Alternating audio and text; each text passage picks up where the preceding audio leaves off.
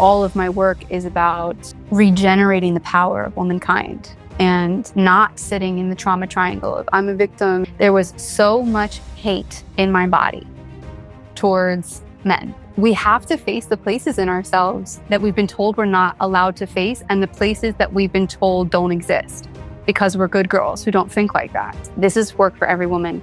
Whenever you're ready, this is the work you got to do to dissolve the karma.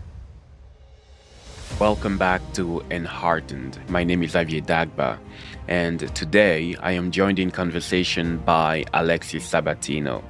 She is the founder of the She Heals Collective and the creator of the deeply transformative modality, the Sister Shadow.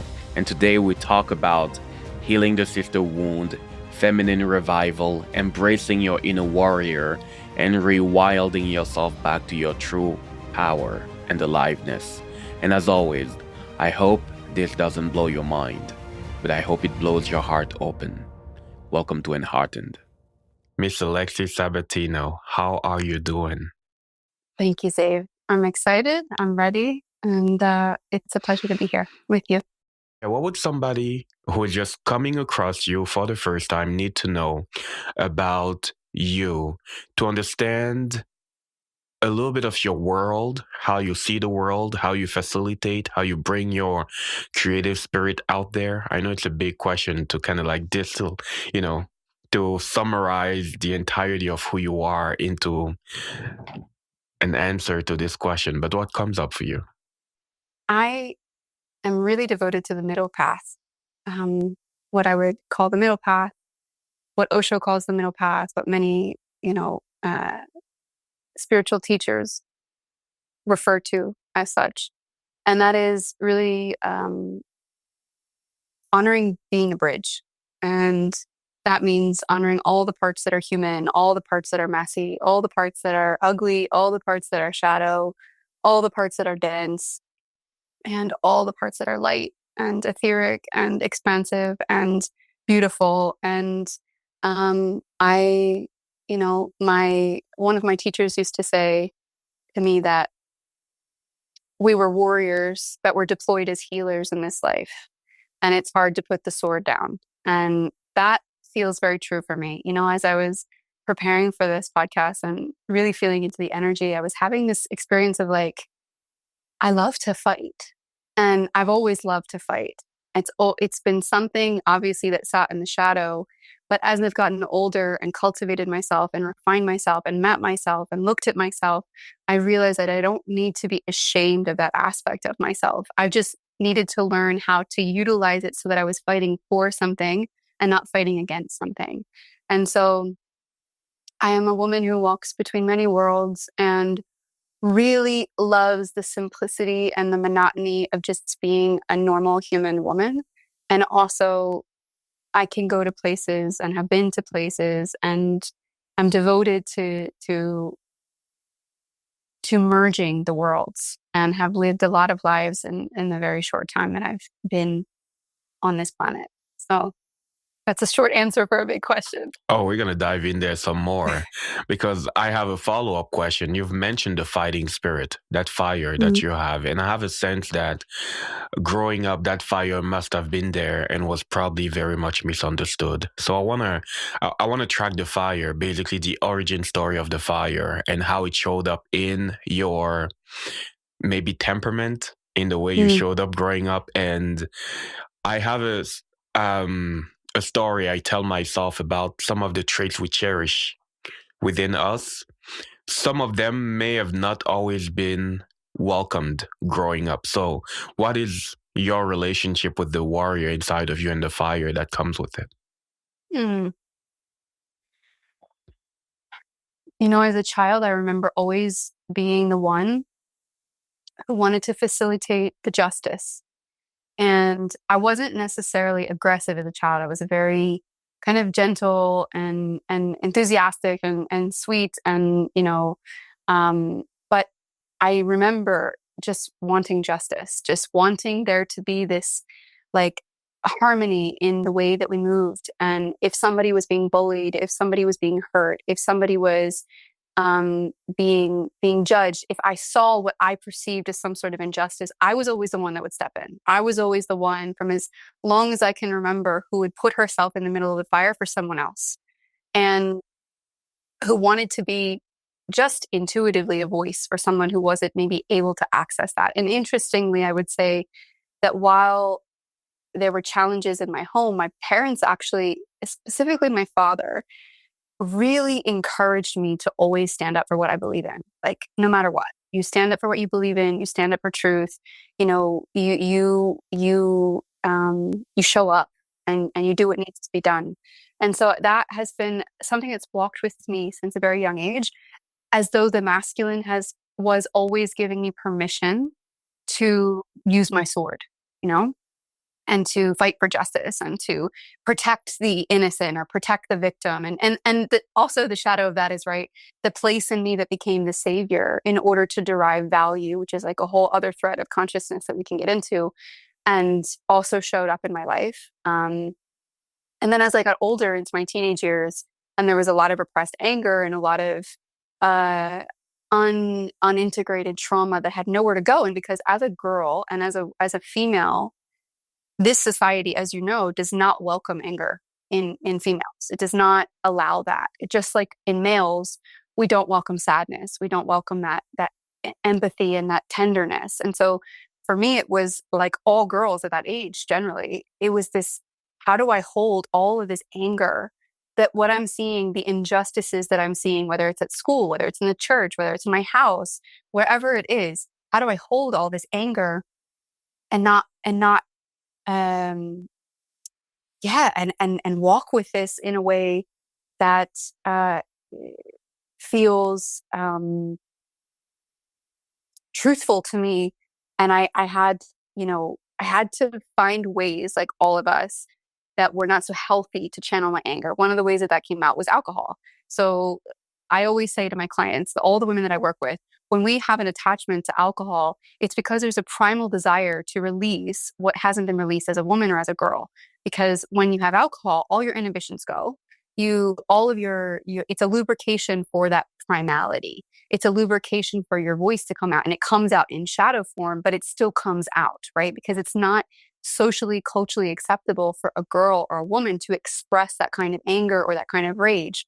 And so I used alcohol a lot. And so as I got older in my teenage years and in my early 20s, I was known as the hurricane. And I used to just come out. I used to just drink and explode and look for fights. I would look for fights everywhere I could find a fight, because I wanted to channel this energy, and I had no place to do it. And I had no permission from anyone to do it. And no one was showing me how to walk with it. And so we do what we need to do unconsciously, right? The shadow looks for the doorways. It looks for breath. It looks for air. It looks for oxygen. And usually for women, it comes out in alcohol, because it's the one place that we can use it as an excuse, right? Like, I was drunk and I said this thing, or I did this thing, and ha ha ha ha. And but really what it's showing us is we're walking through life with an artificial self. For women, I would call this the good girl, that is having to hide behind all these masks and all of these things. And so I've taken my shadow for lots of walks.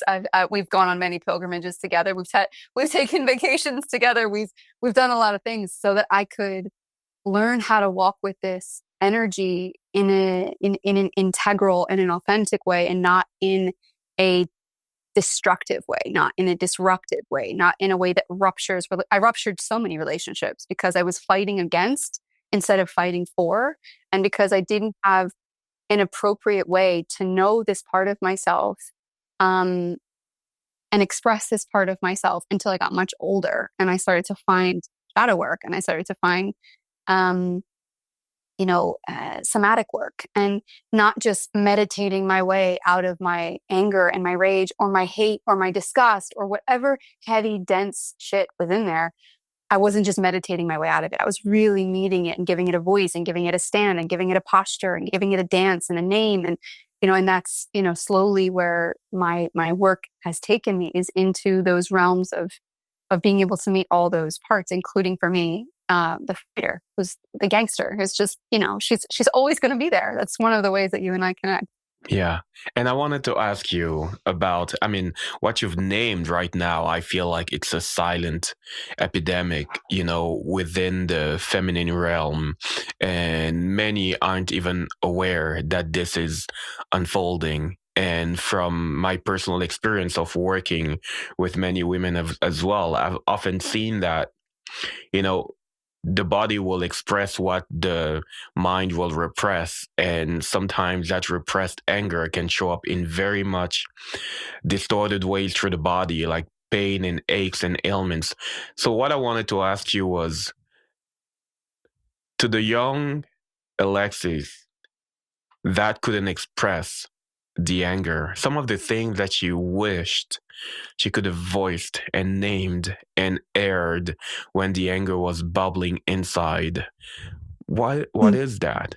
If I could give a mic to the young Alexis right now, not the woman you are today, because I know you are so much more skillful at holding her, but I want to give the mic to the young one that is living somewhere in there and that is experiencing a huge energetic charge, because anger has that. It's like Mm. a massive energetics charge that sometimes we just don't know how to work with.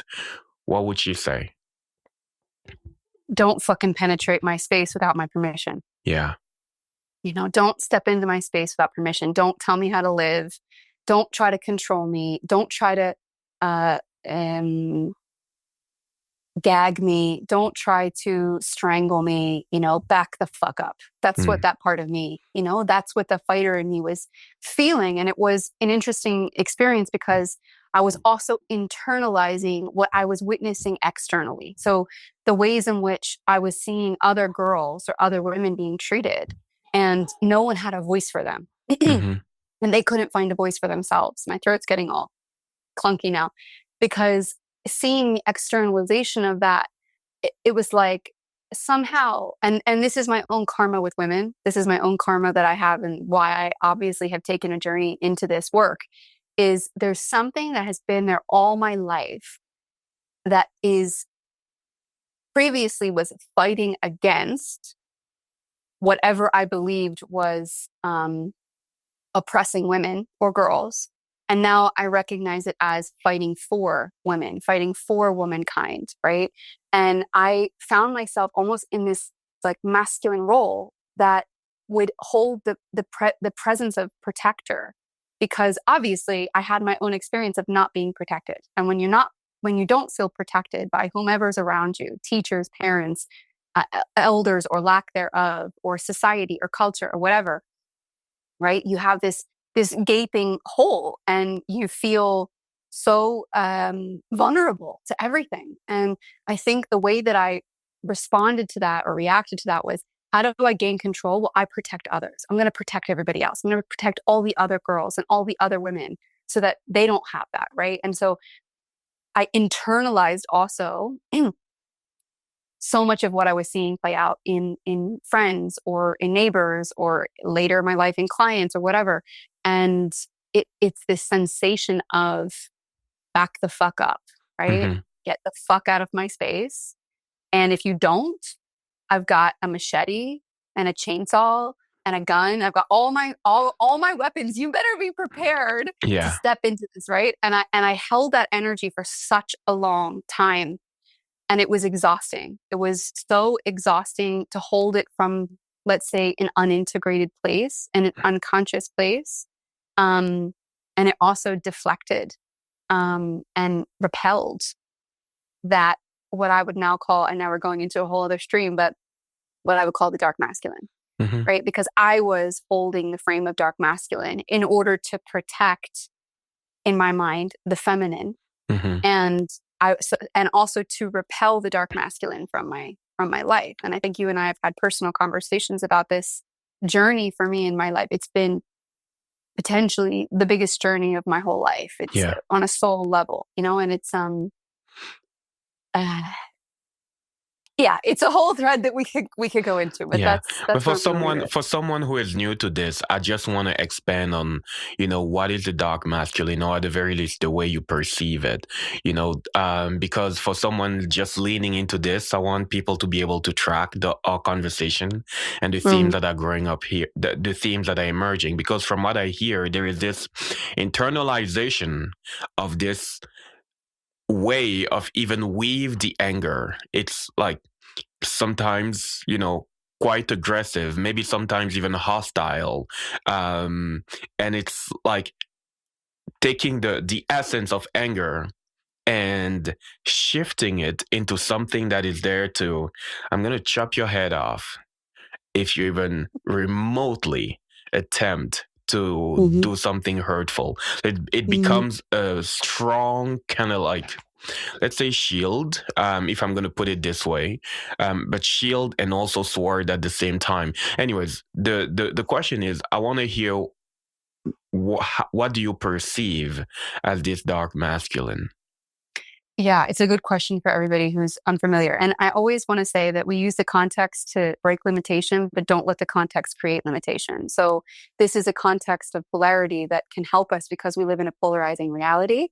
But the idea, or let's say, I don't know if I want to use the word destination, but the journey is towards non-polarity, towards non-dualism. But we live in a dualistic reality. And you and I know, because of the kind of work that we do, we need to use duality to support and be a bridge towards collapsing that polarity. But for the sake of this conversation, let's talk about what this means from a polarity perspective. So if you imagine like a cross, if everybody can imagine a cross, and on the horizontal line, we have the left side, right, which is the feminine, and we have the right side, which is the masculine.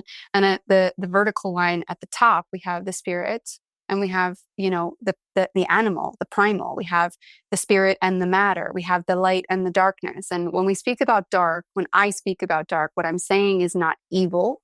What I'm saying is we're talking about the primal expression of the soul into form in a human body, right? And so the dark represents matter. It literally, like our flesh, our bone, what makes us animal and human. And the spirit is, connected to the light, or the light is connected to the spirit. Both of those are incredibly important aspects of being in this reality. We didn't come here to just be etheric spirits that are floating around in bliss all the time, right? That is happening somewhere in some dimension, but it ain't here. This is a whole other classroom, right? And so in this realm, we live in this polarity, and we have human flesh. And to deny that human flesh, to deny that primality, is to fundamentally cut yourself off from life force energy that you need in order to thrive in this reality. So when I speak about these polarities, there are four, right? We have the light feminine and the dark feminine. We have the light masculine and the dark masculine. And each one of those is connected to, right? The light feminine and the light masculine is connected to this spirit part of us, right? This non-matter part of us that contains certain qualities that are incredibly valuable and beautiful, right? But that also has a shadow. So there's a difference between dark and shadow. And I want to specify this vocabulary for people who are unfamiliar. There's a shadow to the light, just like there's a shadow to the dark. And the shadow to the light can be that you bypass, that you're disassociated, that you actually can't hear and listen to yourself because you're not in your body. There's a lot of ways that shadow of the light can come through and that we see. And I'd be interested to know what you see, Zabe. And then in the dark, we have the primality, we have the animal, we have the matter, right? And that also has a shadow. And we know that shadow really well because we've watched it play out in this reality through media and film and news and society, right? And so the dark masculine and the dark feminine, okay, they represent this part of this polarity realm and this polarity range that is connected to the animal and the primal and the matter. It's connected to the mystery. It's connected to alchemy. It's connected to the flesh. It's connected from a dark masculine perspective. Let's just use archetypally speaking. This is the warrior. This is the magician or the wizard, right? And so this aspect is important to not have the dark masculine who holds that internal physical primal frame for us, we as women will never feel safe, ever. Because the light masculine, he doesn't do that. Energetically speaking, and we all have all four of these polarities within us. This isn't just about man and woman. This is about all of us have these polarities. And so if a woman hasn't actualized her dark masculine energy, which is the penetrative force, it's her symbolic sword, right? The light masculine, who's archetypally like the yogi or the monk, right? He doesn't walk with a sword. He's expansion, he's consciousness, he's spaciousness. The dark masculine is form, he's sword, he's body, he's penetration, right? The shadow of that is what we see. It becomes violence, it becomes extraction, it becomes rape, it becomes abuse, right? Yeah. We know that so well in this Hostility. reality. Exactly. And so this part of the range, this polarity, I would say is the hardest, most challenging polarity for any individual to integrate, because the shadow of it has been so exaggerated in our culture that we don't know. We either unconsciously like absorb it, metabolize it, and become it, internalize it, right? This kind of like shadow patriarchy and colonialization that we internalize and then project back out, or we sit in complete rejection of it. Yeah. We repel it, and then we're actually missing the generous, regenerative qualities that come from having the dark masculine pull within us. So in my case, as a teenager and a young woman, I was walking with the shadow of the dark masculine. So my sword, the integrated dark masculine, he has discernment.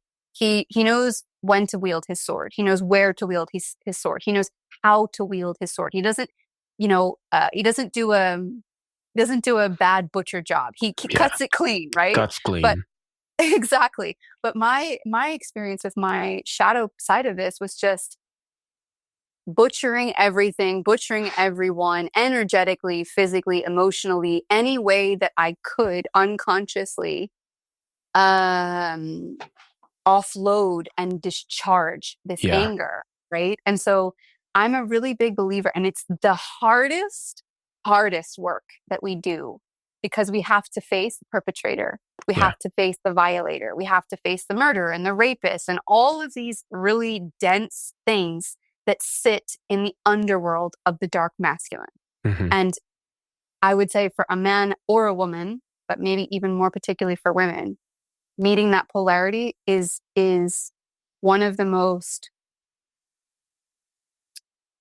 it's one of the densest and most confronting inner pilgrimages that you will ever take. And it's also one of the most important. Yeah. And what would you say to the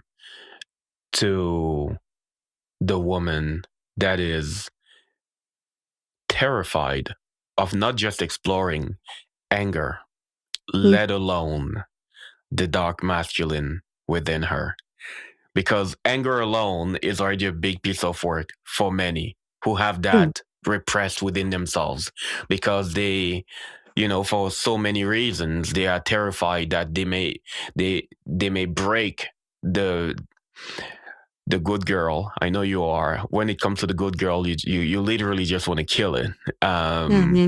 So what would you say to the woman that is terrified of not just reconciling with anger, but to even admit that there is aggression within her, that there is hostility or capacity for hostility, or even capacity for ill will? Because these are the places where I usually have a lot of I call them the light workers that would say, I'm only good, not dark. I am only positive, not negative, and all of that. And I'm just like, yeah, right. But yeah, what comes up for you? Oh, what comes up for me is that is a conditioned story that we've been fed to continue to sit us in a disempowered state, that we can't actually feel our own inner authority and claim the power we have to integrate all aspects of us. So that was a lot. What do I mean by that? The good girl can be controlled. The artificial self can be controlled. And she is controlled all the time in every way possible. Her mind, her spirit, her body, her sexuality, her mothering, all of it. And so when you first recognize that you're even in these chains, right? These conditioned chains, you're going to have to cultivate and call forward the part of you that knows how to break those chains. And it ain't the monk, and it ain't the nice people pleaser. It's the one with the sword, and it's the one with the claws, and it's the one with the fangs, and it's the one that can draw blood, right? And it's the one that can do harm, right? Because we are animals, and all animals can do harm.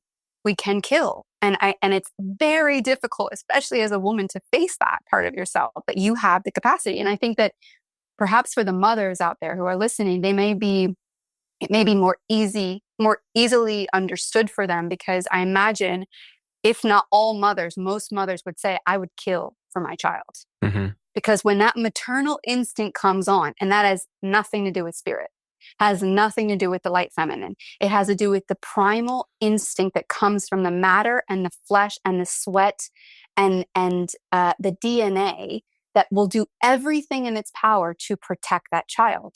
Mm-hmm. Everything, including kill, including draw blood, including harm another being or another entity or whatever that is standing in the way or potentially going to cause harm to their child, right? And we live in a reality, let's say on some level, where we don't necessarily as women face that all the time, although there are places in the world where there is still that going on, where women have to, and mothers still have to protect their children in that way, or Mm-hmm. worry about their children in that way. But let's say most women in the West aren't thinking like that, because they're privileged enough that they don't have to think like that, because they, there's a certain level of perceived safety, because we're not in the jungle, let's say.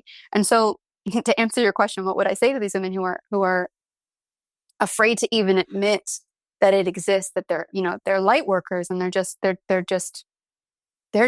beaming light out, and that's all they got? I would say that there's a fundamental dissonance and rejection of some parts of who they are, or many parts of who they are, that in order for them to do the greatest work of their life, they're going to need to claim. Because beaming light at somebody, not that it's not needed, not that it's not valuable, but to live in this realm of polarity, to live in this realm where we need to be bridgers, where we need to move between worlds, right? We need to integrate the light, and we need to integrate the dark. And I would also ask them, okay, ask yourself, when do you feel safest? When is it with the warrior beside you or behind you, right? That paternal, let's say, father figure, or, chief figure, or however you want to imagine it. Do you feel safest with that? Or do you feel safest with, I don't know, a little light beam fairy being who's floating around your back, right? Realistically, what makes you feel safe, and where in your life did you lose that? Where in your life did you never have that? Mm-hmm. Where in your life was that energy used against you instead of for you, to support you, right? And the reality is, as primal beings that live in this animal primal kingdom, there are threats, there are predators, there are bigger animals and smaller animals, there are prey, right? We belong to that. And to say that we don't belong to that is just, for me, like a form of spiritual dissonance. It's a form of psychological dissonance, even in that we're not acknowledging that we are flesh. Yeah. And most of these people who are kind of living on that one end of hyper spiritual reality, etheric self, are not, find themselves with a lot of symptoms, find themselves with a lot of physical symptoms in their body, or relational symptoms, because they're in rejection to what makes them human in this form. Because we can try to escape this human reality, but we can't escape it. Yeah. And when you were talking about the symptoms, some of the things that I've seen, usually with people that have I want to say, an avoidant relationship with their own anger, or if they are terrified of meeting it, the degree of subtle, but very much subtle, passive aggression that can sometimes be there. I've seen that to be off the charts, and I wonder what your own personal experience is about it. Because um, and you might know a little bit of my temperament. I value tremendously transparency, which is, if you mad at me, you better spit it out and let's work it out, you know. But I've noticed that a great deal of passive aggression is usually the way the psyche is attempting to discharge the intensity of anger that that you won't allow yourself to meet fully. And what I wanted to ask you there is two things. I'm curious about your relationship with your softness, because I can sense that growing up you had to harden to make it through, to adapt, to deal with your uh, unintegrated anger. And at that time, where would you say you expressed your softness? And in this moment, what would you say is your relationship with your softness? Because here's my theory.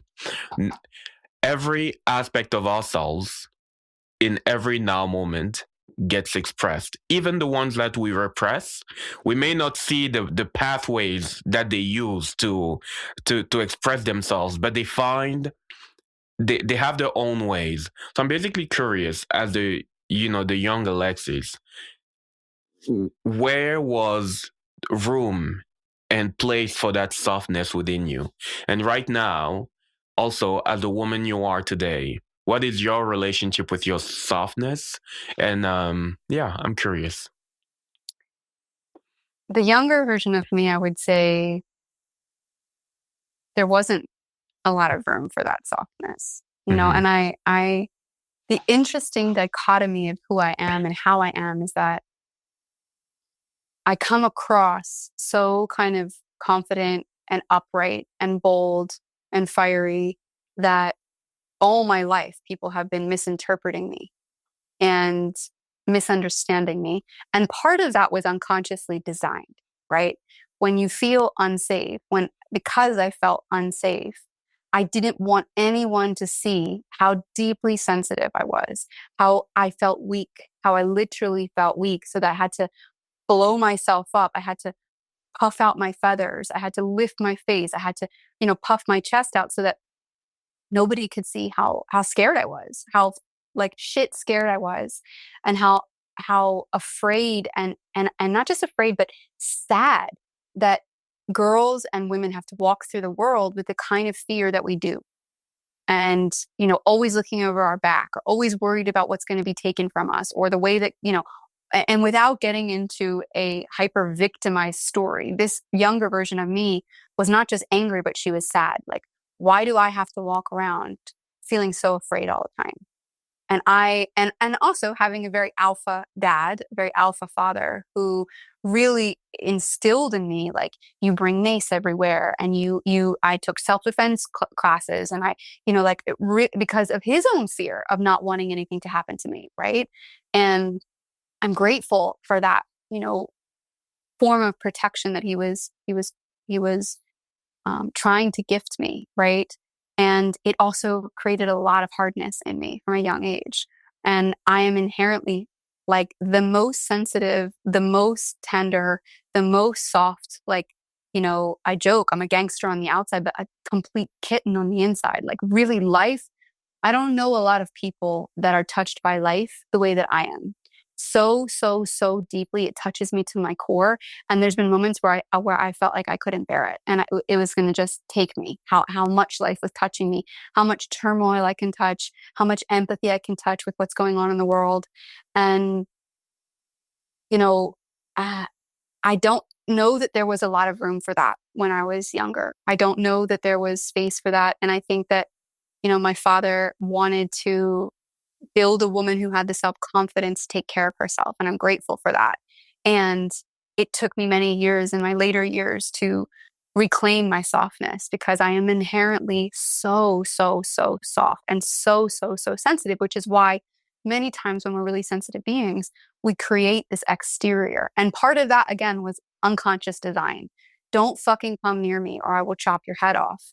But underneath all that was like, don't come near me. I'm really, really, really, really, really scared. I'm really, really, really, really, really scared, right? I am curious about what was, I assume there were many pivotal moments where you look at the sensitivity as a curse for a long time. And then at some point you start to turn toward the sensitivity. And instead of being in this tug of war with it, where you are constantly, eventually even attempting to shut it down, and you turn towards it, you attempt to reconcile with it. Um, so did you have some of these moments, these pivotal moments of turning towards your deep capacity to be attuned to the energies around you, to the people around you, deep capacity to love? And because of that capacity to love, there was also deep hurt that comes from it. If you love deeply, you're going to have to hurt deeply. So yeah, I'm curious about your relationship back then to your own sensitivity. And is there anything that shifted at some point? Oh, so many points. I mean, God, it's a never-ending journey, really, because, you know, I always say to reclaim your softness in this world as a woman is a very, very difficult thing because it has not been soft for us, you know, and without sounding like a victim, because all of my work is about regenerating the power of womankind and not sitting in the trauma triangle of I'm a victim and, you know, society, culture, men are the perpetrator, right? But it's not easy. It's really not easy to walk through. It has not been easy to walk through life with that kind of fear. And I would say that you could sit with almost any woman, arguably every woman, and they would have a story for you that would just break your heart with how we have conditioned men, boys, society, culture, language in a way that has created so much unsafety for the feminine. And that's also the feminine in men, right? The tenderness in men, the softness in men, the sensitivity in men. It includes all of that, right? And so it's deeply difficult. And I work with hundreds and hundreds of women who have stories that are just, it's almost unbearable, the collection of stories that I've witnessed and that I've also experienced. And so, you know, I realize at a certain point, I don't want to be this hard. I don't want to be this armored. It's hurting me. It's harming me.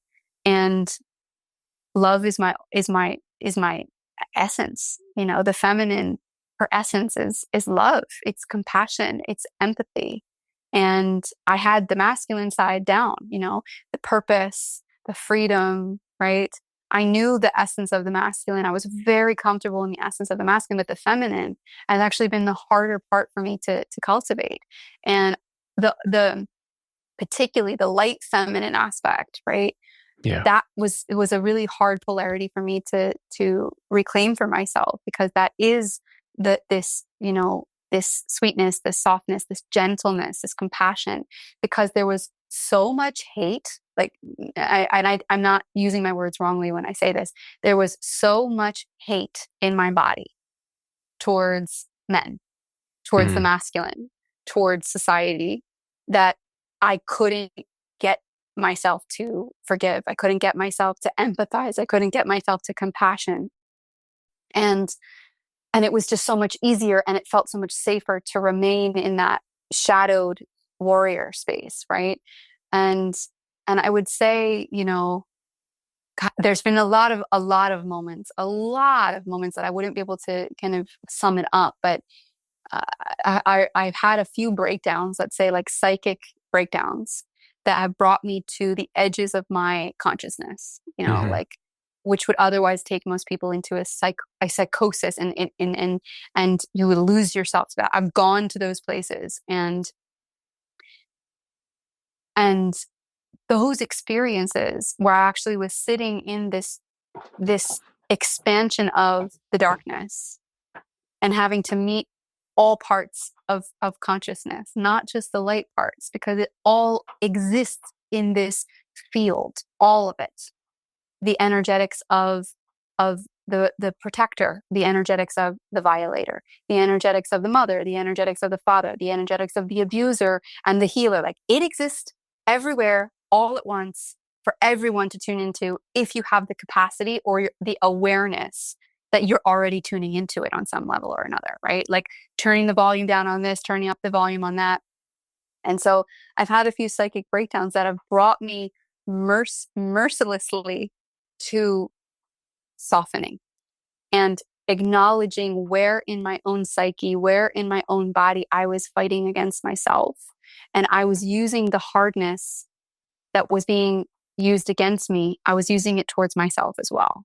And recognizing, like, I don't want to internalize this hardness anymore. I don't want to internalize this state of living in constant like fear, and I want to be free of this. Yeah. And those moments have softened me immensely. And leaning into the places that have felt uncomfortable for me, like the mother, or those softer places have brought me. And also forgiveness. This is such a big topic, but forgiveness for me has softened me immensely, recognizing that we all belong to this field, and the only way that we're going to set ourselves free from the karma is through forgiveness. Yeah.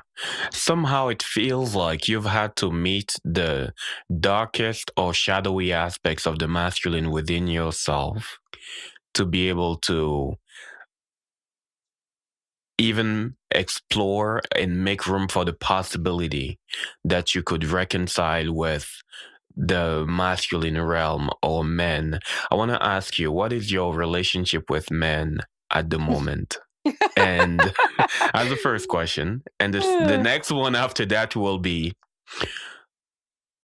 we are seeing this kind of like playing out on the outside, this gender war.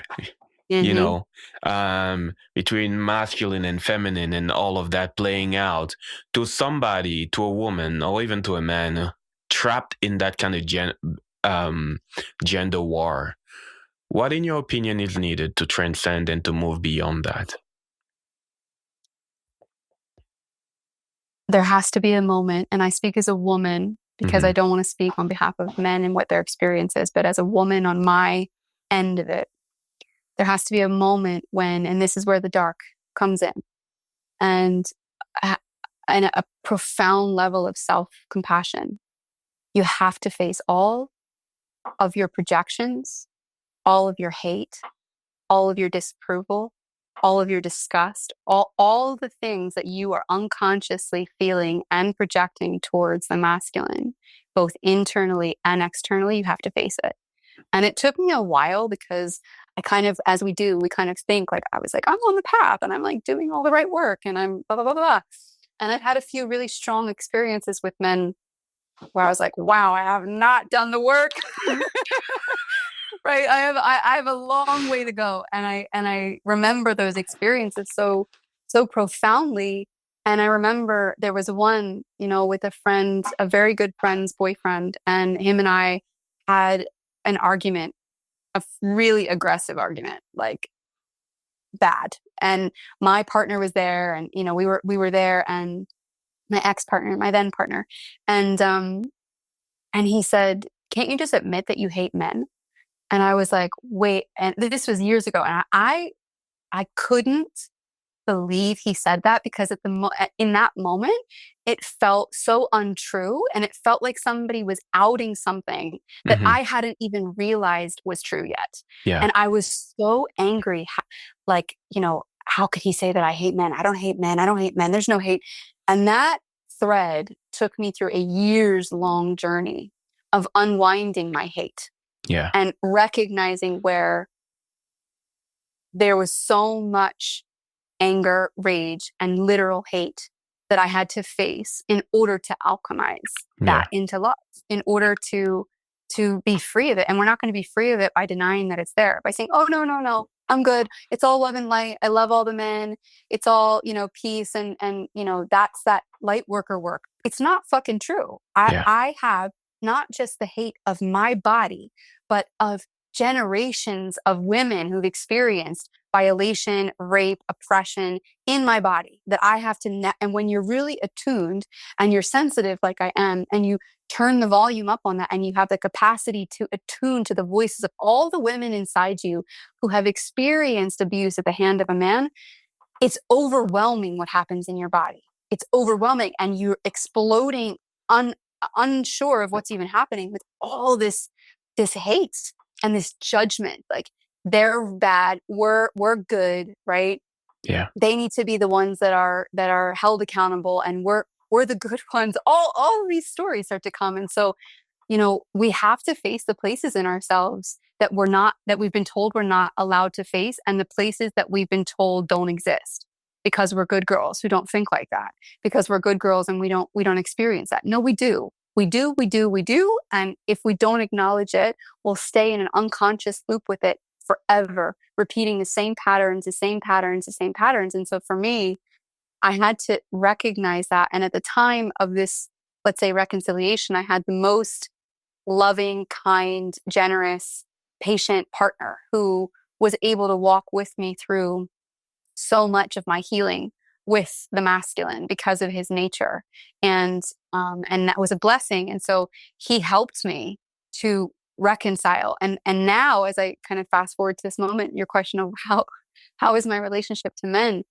I had, as you said, I had to go into the deepest hell realms where the unconscious underworld of the dark masculine lives. So this is where, on a shamanic level, the consciousness of all that violator energy lives, right? The most horrendous things that you can even imagine. I went there. Yeah. It wasn't really a choice that I made consciously, but I went there. And in going there, I was faced with a choice. You can see all of this, and you can get even more angry. You can let it fuel the demons in you, because guess what demons love? They love more hate. So the more hate that you throw at a demon, the bigger it gets. And so I had to learn that, because I acknowledge, like, if I keep holding this energy, it's going to keep growing. So how in God's name do I return to love in the face of such brutal atrocities? How do I do that? And that was and has been a very long journey, years-long journey of me meeting these parts and coming back to love and praying on my knees, show me what it is, where the expression of the safety is, where the expression of the integrated masculine is within myself and outside of myself. And all these men started to come into my world outside of my then partner. All these men started to come into my world and hold space for me and show up for me and do things for me that were just like unbelievable. And I realized at a certain point through the healing journey, through immense amount of presencing with the most uncomfortable things you can face, the only thing that I have to do with the men is love them. That's it. And it's easier said than done when underneath you're experiencing generations of abuse that has been unintegrated and unalchemized in your psyche and in your body. But that's the only thing I have to do. I don't have to do anything else. How in every interaction with every man can I stop? Can I put my sword down? And can I actually just open my hands and my heart? And I don't mean this in a non-discerning, right? Like, let me just throw myself into this self-sacrifice no, it's not blind love. No, it's a quality of discernment. And the only way you can get to that is through the reintegration of your own masculine, because you have to have the discernment, right? And so that's the only way I've been able to start to turn towards the masculine in all places, in every place, inner and outer, and say, how can I pour love into this? Not denying my experience, not denying my emotions, not bypassing my human experience at all, but how can I love them because they're experiencing their own tortured turmoil in this life, And they're carrying the weight of all of that abuse, violation, war, death, murder in their bodies and psyches, because that's what walked with them, right? The men went to war, the men murdered, the men killed, the men did all these atrocious things because of the reality of what was happening in society and culture and life. And so how can I now turn towards them with empathy for all they carry, for all they're walking with, and not judge them, but use my alchemical gaze to free them and forgive them? And it's not an easy journey. It is the hardest journey I've ever taken and probably will ever take. But it's worth it. Yeah. There's something that you mentioned there about getting into this space where you realize you have all the best reasons to stay angry. You have all the best reasons in the world to stay angry, and yet there's an aspect of you that wants to choose love. And yeah, I wonder if you can say more to that, because in that moment, there's a pivotal thing going on. And the way I see it is the combination of multiple things. First, your capacity to be with that depth of pain within yourself. That alone is already creating more spaciousness, and through that alone there's a discharge going on, and it's not a form of discharge that requires that you go out there to hurt somebody else. It's a natural discharge that happens when you say, I'm going to sit with this freaking painful thing with my heart as open as I freaking can. And it's almost as if there's another intelligence within your psyche that kicks in, and that allows the transfiguration of this kind of like dark matter that was sitting within your system for so long. And that maybe makes room for the capacity to choose love, but still love needs to be a choice.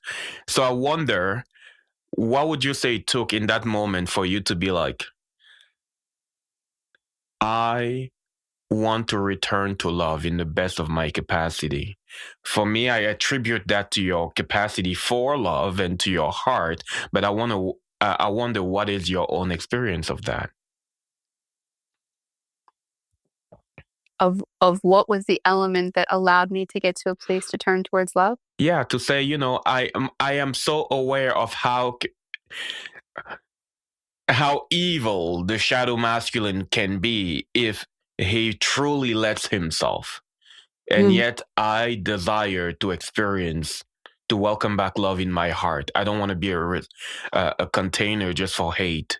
So what did it take for you? It's quite simple and also quite confronting. And it's not the answer that most women will want to hear, but it's recognizing that it lives in me too. Mm-hmm. And if I'm fighting against them, I'm also fighting against myself.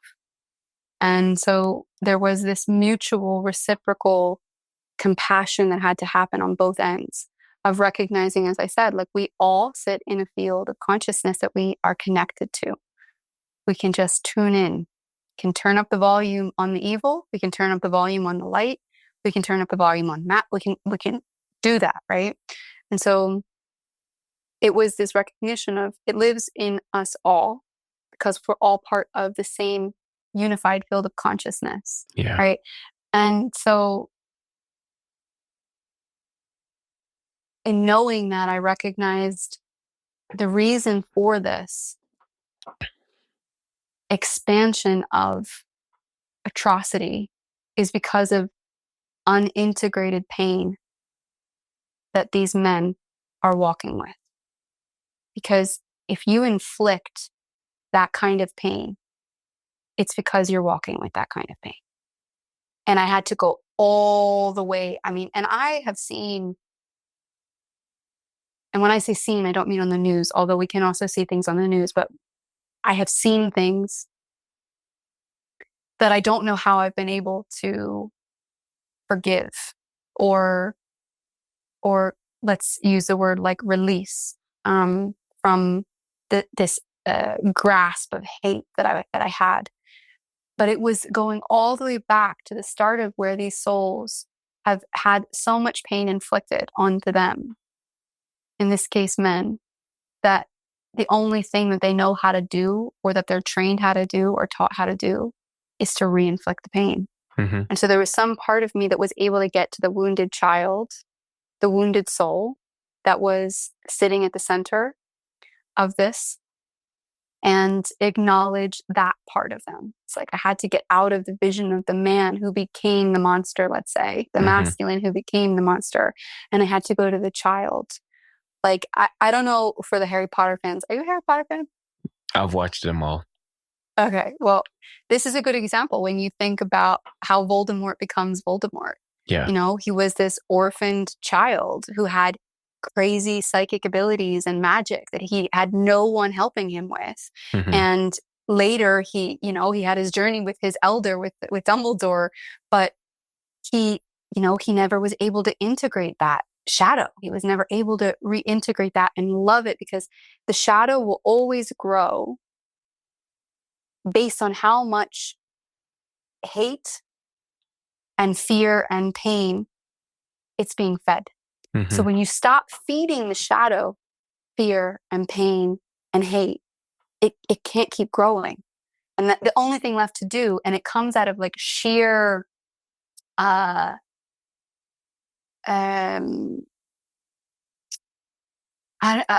comes from a place of there's nothing else you can do except love it.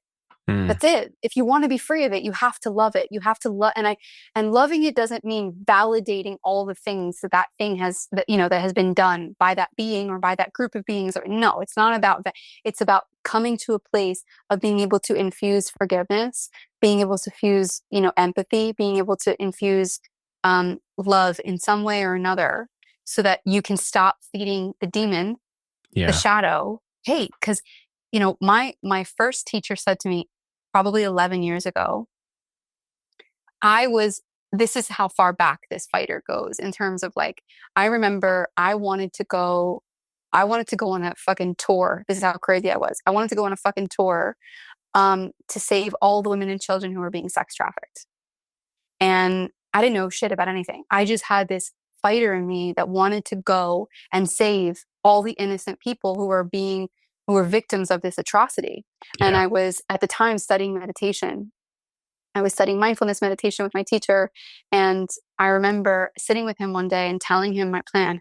I'm going to go here and I'm going to do this. And there's this organization and I'm going to and he watched as all of this hate just surged through my body as I was speaking about this whole thing. He just watched literally the demon come out of me.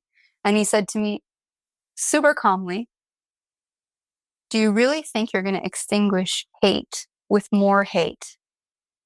And I was so angry. I was enraged by his invalidation of my right to hate. I was so indignant to how dare you? I was so angry. And I remember the sensation. Again, you're so wrong, you're so wrong, you're so wrong. I'm so right, right? My righteousness makes me holy and my hate is holy, all these things. Yeah. I came through that journey with him. And I luckily had the wisdom even then to go, he's right. Hate is not going to extinguish this. And at that very moment, 11 years ago, I said to myself, what can extinguish this? Love. But I can't approach the same problem, meaning liberation of women and children. I can't approach that problem the way I thought I was. So now I'm approaching it the way that I approach it, which is the whole body of work that I've created, which is most people don't know has somehow come from that very conversation that I had with my first teacher, where he asked me, you need to find another way. You need to look for another way, but this isn't the way. And many years later, the evolution of my work has been, how can I liberate consciousness through the source, the body, the being of womankind.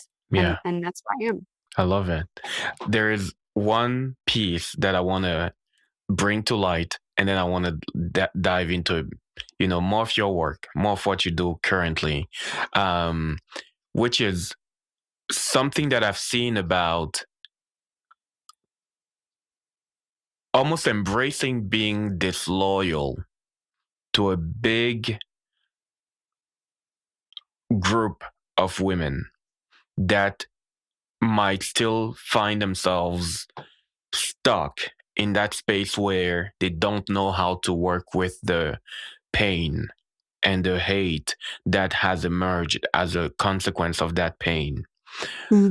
So, in the moment where you choose your liberation, you are also saying, I love us so much that I no longer want to live with this pain within my own being. And I want to find a new way of expressing womanhood in this moment. And at the same time, some might see it as being disloyal. I'm not sure if that thought ever occurred to you. But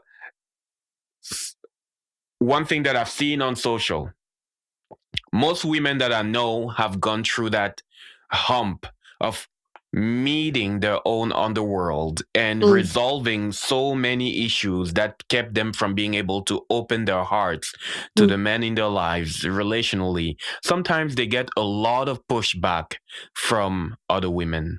And, I want to let you speak to that. And then also I want to step into the sister shadow. Well, I'm curious what you've seen, Zave, because it's interesting. Like, I'm picking up what you're putting down, and I'm also like, have I just tuned out of this, or is my radar not on to this particular disloyalty? Like, are we talking about? Do you have without using any sort of like names or anything? Do you have a reference or a context for when you say the disloyalty? How do you see that playing out on social media or in our industry, let's say? I have one particular friend. She's also, very much skilled shadow worker, and and she works at that intersection. Her work is really about creating more reconciliation between masculine and feminine. And in so many of the things that she often talks about, I would see comments from other women that would look at her, that would say, "Oh, you just a pick me," or "You just," and this woman that I'm talking about, her story is horrendous in terms of like the abuse she's gone through. And she's not doing this work from a place of like wanting to be picked, in my opinion, based off what I've seen her, the story that I know about her. There's just a whole bunch of baggage of like abuse in her specific story and also lineage. But I've just seen, especially in her case, receiving a lot of sometimes pushback, because I would say this is what I interpret as some women perceiving her as maybe betraying a little bit the anger, or betraying a little bit because she's reconciling with the masculine, because there's like this. Okay, yes. I gotcha. So, it's interesting because there's one part of me that is going to be really honest. I go into my own criticism of how every other person is now like a union coach and a polarity coach. And, they've been together with somebody for a month or, a few months, and they're fucking, and I'm like, come on. But so, and I'm not saying that that's your friend or, but some part of me also, I think we're at a moment where everyone is trying to find their discernment. Which is brilliant, right? Because we don't just want to metabolize what we're given. And there's so much online and there's so much now available that it's really easy. And I have clients coming to me all the time like, Lexi, how do I discern? There's so many perspectives. There's so many viewpoints. There's so much information that I feel overwhelmed. And if you mix that with somebody, which is generally everybody, because we have been born into a dissociative culture, right? And we have to learn how to come back embodied. But if you blend that with the overwhelm of information with high levels of dissociation, people are so confused and dysregulated. And there's a big part of what's happening that I witness in my clients where women are trying to find their discernment. They don't just want to take on everything that they read and receive. And there's a little bit of this like push-pull, right? Where it's like, I'm looking for what I need, but I'm going to judge this, or I'm going to push that out, or, and so part of me is like, you know what, this is just the natural process of people going through the discernment process for themselves. And, maybe they're projecting things in places that, because it creates some sense of safety for them. So something I talk a lot about in my work is how we use right and wrong as a framework for creating safety. So where are we safe? When we're right. When we're wrong, we're unsafe. So what do? We make everybody else wrong so we can stay safe. And when our safety is connected to right and wrong, we're in a lot of trouble. And we create a lot of inner division and a lot of outer division. And so what people unknowingly do, especially online, is just project the wrongness. And the reality is, you and I both know, for the most part, it would take a lot for me to have to like leave a comment, a nasty comment, to do something publicly to shame someone. I mean, to me, it's counterproductive to the movement that I believe in, because I don't want to reaffirm a shame culture. And if we want to kill and dissolve and alchemize a shame culture, we have to be really profound stewards of the way that we're utilizing our energy to then project shame back out again. Right? It's counterproductive. It doesn't serve. Even if you don't agree with what they're doing, shaming somebody is only creating, again, it's feeding the beast. It's feeding the demon that we all say we want to dissolve. So, I can't speak, a lot about this because I haven't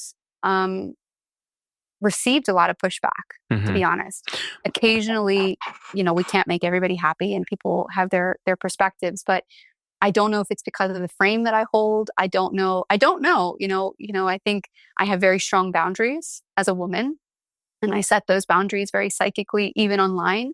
I am not available for abuse. I'm not available for projection. I'm not available for dumping. I'm not available for it. So I don't get it a lot. And I think, there's always nuances to that. And I think anytime we express or really speak in a polarizing way, we're always setting ourselves up potentially for the opposite polarity to project itself onto us, right? And I'm not saying it's wrong to be polarizing, because again, polarization and polarity creates a context that can free us from the polarity. That's the idea. But I feel like I am so rooted in my loyalty for women. I am so rooted in my desire for this deeper union, but I don't approach it maybe in the way that a lot of what we're seeing online. I don't even really use the term masculine and feminine a lot in my work, to the extent that sometimes, we're seeing, because sometimes I find that it's distracting. It actually is, again, counterproductive to what I want to do. And so I think that anytime you are becoming a visible being that is retemplating or showing a new template for something such as the reconciliation or union or partnership or relationship, there's that visibility is going to come with judgment. It's going to come with, right? Because this is the original wound, right? The Adam and Eve wound. And so you're touching everybody's core original wound, and everyone's going to experience your visibility from the lens of their own wound, right? So I don't feel really, it's interesting you asked me this, because I feel no charge. Like I feel nothing. I feel super neutral about, like, there is no disloyalty in my body towards women. And I'm so committed to my own shadow work and to my own self-tracking, so that I'm not a being that continues to rewound and rewound and rewound others in my life. And I that's why I built the modality that I built, because it's something that I myself have needed to walk myself through in order to become an integral space holder that isn't coming from the wounded healer, which we know so many are. Yeah. And to the woman that may come, because you use the word forgiveness as a practice, and as you were talking about forgiveness, from my perspective, I see true forgiveness as something that cannot be pasted onto a gaping wound. It's like the church version of forgiveness, which is just forgive type thing. It requires that you allow yourself to be deeply intimate with the wound itself, and from that place there is a greater, I want to say, healing that can unfold. So I see more forgiveness as an outcome of healing more than a prerequisite. Um, so to the woman that may have heard your segment around the practice of forgiveness, and that felt probably a little bit activated, what would you say? Because that's the point I was trying to get at, to the woman that's like hearing that and just like, feels a little bit of an activation. What would you say? Forgiveness is a practice, and it's not something that you just do, like you said. I'm also not an advocate for ever forcing a client or a woman in my life or anyone in my life to just forgive blindly without feeling. Forgiving is feeling. The only way to true embody forgiveness is feeling. And you're going to have to feel the depth of what hurt most and why you need to forgive, right? Which means you're going to have to touch those places in yourself that you've been avoiding. And you've been masking it with whatever. Forgiveness requires such commitment to feeling and feeling the things that we don't want to feel. And when we go to the end of that or the bottom of that, we can start to lift back up again, right? And so I always hold forgiveness with, first you have to forgive. There's got to be a journey of self-forgiveness, because we are only able to extend out that forgiveness when we ourselves have met ourselves and said, I'm going to forgive you. I might not forgive you today. I might not forgive you tomorrow. I might not forgive you this year, but I am here and now in this moment committing wholeheartedly to finding a way, to finding my path to forgiving myself. It's like the first step is not I forgive myself. The first step is I commit to learning how to forgive myself. I commit to opening myself to the grace that teaches me how to forgive myself. And then that practice might be many, many years. It might be many months, right? And so through that self-forgiveness, granting ourselves what we deserve, we all deserve to be forgiven, we then are able to extend that out into the other places. And so, in my work, we talk about the unforgivable acts, what I call the unforgivable acts in our life, that we think there is no fucking way I am ever going to forgive that. Yeah. And you can. And it might not happen in a week, a month, or a year. But if you understand the technology of forgiveness, you will get out of your own fucking way and realize there is no other path. It pains me to say it, okay? Because I myself have had to meet those unforgivable acts and go, no other way. There's no other way. If I want to be a true liberated woman, there is no other way except forgiveness. So I can stand in my own way happily. And that's what we do. We stand in our own way. I can stand in my own way. I can stand in the way of my liberation. I can stand in the way of my joy. I can stand in the way of my power. Or I can say to myself, this is the way. So let my ego die to the fact that I need to forgive, and know that that forgiveness opens a door into, for me, forgiveness is a legacy that all of us integrated beings are now embodying, which is going to set up an entire new human legacy. And Richard Rudd talks a lot about this, about how forgiveness is the key that literally dissolves eons of karma in humanity. And when you are no longer committed and vowed and contracted to the recycling of that karma, you just get out of your own way and go, I don't want to live this karma anymore. So whenever I'm done living this karma, there's the fucking door. Walk through the door.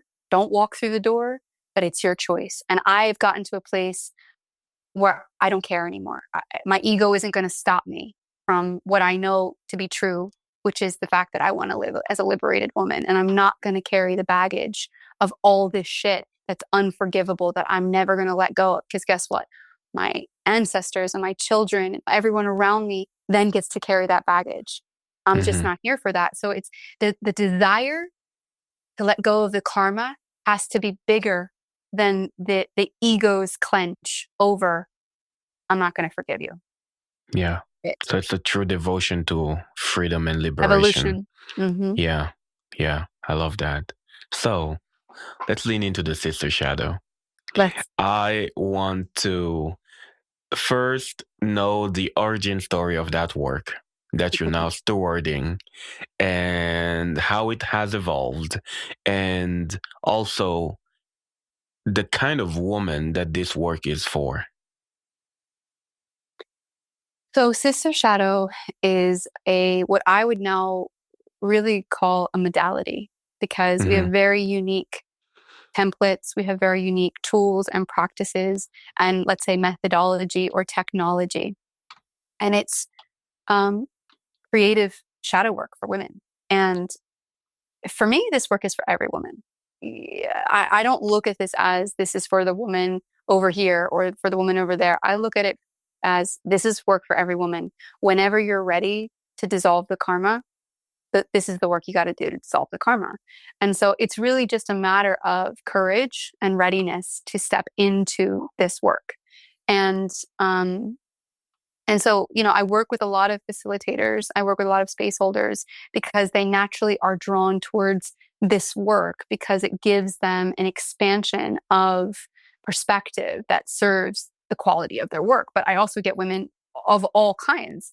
I get women, who are pregnant, who want to, change the legacy for their child. I get mothers, I get all kinds. I get women in their 50s and women in their 20s. There's all kinds of women who step into this space. But this origin story is really that, the most difficult relationships in my life, interestingly, were with my sister and my mother. And despite the fact that there was so much challenge and, in my lineage, there's a lot of estrangement, meaning mothers not talking to daughters and family members. It's like all over. It's all over my lineage on both sides. And I, despite the fact that there was so much pain for me, I've had a loyalty towards women as long as I can remember, meaning I've always wanted to show up for the justice and the empowerment of women. There have been moments where, of course, I've come from shadow, where I have unconsciously or consciously disempowered another woman because of my own wound. But something in me always knew I'd be working in that realm. And as young as 18, I was already leading organized spaces of 100 plus women.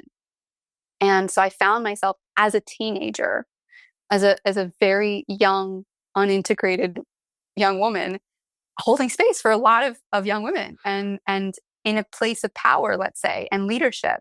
And when I look back on those years, it was filled with both such great learnings around the empowerment of a group of women, and also learnings of the ways in which I was perpetuating the wound, the ways in which I was not being loyal to women, the ways in which I was harming other women to keep myself, safe. And then, the natural progression of that was as I became a healer and I started my work, I, again, had no interest in working with men. It wasn't even like a question. It was just, I'm here to work with women. And then in doing that, you're faced with all of your stuff as a learning, growing healer and space holder. You're faced with all of your stuff. The wounded healer is activated, and all of your core wounds are touched, and you're seeing reflections in your clients and having to face things, and so I remember holding spaces for groups of women and even though I was trying so hard to create safety and integrity and connection, somehow the women would always be in this field of shadow. This woman is triggered by that woman. This woman's angry with that woman. This woman feels, and they would come to me individually and say, hey, this is coming up for me, or I don't want to show up to this group or this class because that person's activating. I mean, I've had some crazy shit go down in my groups that I went, okay, I got to do something about this. I gotta go to the heart of the issue. Instead of us putting flower crowns on each other and singing kumbaya around the fire and calling each other goddesses, somebody needs to fucking put their hands in the soil and look at what's underneath here. Because I went to so many women's circles, right, where it was all love and light and we're all one and we're all sisters and, you know, sister, sister, sister. And there were all of these toxic dynamics playing out. And I would just watch the whole thing go down and go, wait, something is missing here. This ain't it. We're not nailing it. So what needs to be done? And in maybe like late 2020, I started to feel the call. Early 2021, and I had already been doing my work for a number of years, and I'd already been working with women for a long time. And early 2021, I started to build the map, and I started to do a lot of research and track things. And this idea, which lives very vibrantly in our industry, called the sister wound, right? Mm-hmm. I started to track that and collect data and ask clients and colleagues and friends and neighbors and myself and the divine, like, what is going on here? And slowly this map came into my life. And I realized that the sister wound is not this one-dimensional thing. It's a living, breathing ecosystem of core wounds. And I, over these last 4 years, even though I continue to sit in the deep listening, always it comes down to 5 core wounds. Always it comes down to 5 core wounds. And each one of these wounds is inside of this sister wound map. And what I've noticed is, if we generalize the sister wound, a lot of women will say, oh no, I don't have that. I've healed myself of that. I go to all the women's circles and I drink all the Blue Lotus and I've got all my sisters around me. I'm good, right? Which is my first indication, because we all sit inside of it. I've been doing this work for so many years. I've been working with women for so many years, and I still navigate it, because the sister wound's root is the mother wound. And the mother wound is the wound of all, right? It's the separation wound. It's the abandonment wound. It's connected to the earth. It's connected to our lineage. It's connected to our blood, our primality. So we all exist inside of it. And so as I started to find and discover that this was a nuanced map, I would reveal it to friends and they would go, oh my God, this makes so much sense, because I didn't think I had a sister wound, but the way that you're showing me, I get it now. And so I have developed this wound map, and in my work, I bring women into a somatic journey, somatic shamanic ancestral journey of attuning to their blueprint. So what is their constitution? So the 5 core wounds reveal themselves based on, you know, what's sitting in your body. So you and I were talking about these women who are really in this heightened state of good girl, that are dissociating from the somatics of their body. Well, these wounds are living in your body. These emotions are living in your body, even if you're unaware of it, even if you don't want to admit it, even if you don't want to acknowledge it, even if you're so dissociated that you don't feel it, they're still living in your body. And so when we track the 5 core wounds, every woman has a specific constitution based on their culture, the way they were raised, their unique constellation of traumas or experiences. And then that blueprint or that constitution is like an orbit that literally draws in the right circumstances, the right women, the right relationships to your field in order to heal that wound. But because we're not aware of it, we just keep reliving the same patterns and going, why am I reliving the same patterns? Why am I reliving the same patterns? Why am I reliving the same patterns? Well, this constitution creates this like vortex, and all the women that come into your life, and really all the people that come into your life, are going to reflect back these unintegrated wounds that you need to now come into contact with and clarify, so that you have like night vision, what I call like this night vision. You can see in the dark, you can see in the shadow, and you're no longer unconsciously held back by whatever constellation of wound or constitution of wound that you have. And you actually can harvest the gift and the wisdom of the wound, which then becomes like your superpower in relationship to other women. Yeah. And if a woman was listening to this and on the fence being like, yeah, I'm not really sure if some of this sister wound is playing out within me, what are some markers some tiny markers that can let a woman know, well, you know what, this is at work within you. Something that I can perceive from the conversation you just had, it seems like the capacity for radical transparency in some of the circles that you were talking about is something that was missing. It's like, from what I heard, even in these kumbaya circles, and crowning everybody with the goddess title. And for sure, that kind of title exists on some realm, but we are living on this realm of duality, where sometimes, you don't necessarily express the goddess. Sometimes you express another different archetype that is maybe not as Flowery. love and light, flowery as the goddess. So I feel like there's usually a dissonance between what some women actually feel that they are allowed to even name within women's circles. Yeah. But I'm not a woman. You know that better than me. What are some markers that a woman can, that will let a woman know, okay, I get to work a little bit more on this sister shadow or sister wound thing?